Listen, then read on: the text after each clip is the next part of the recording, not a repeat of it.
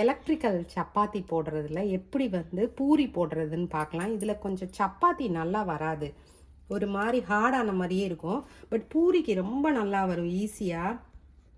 இதில் வந்து பவரை ஆன் பண்ணிக்கணும். பவரை ஆன் பண்ணிவிட்டு இப்படி பூரியை இந்த பூரி மாவை நல்லா ப்ரெஸ் பண்ணி இப்படி எடுத்து வச்சுக்கோங்க. எல்லா பூரி மாவையும் இப்படி நம்ம நல்லா ப்ரெஸ் பண்ணிவிட்டு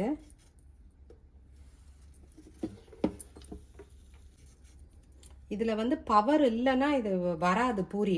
பவர் வந்த பிறகு தான் அமுக்கணும்.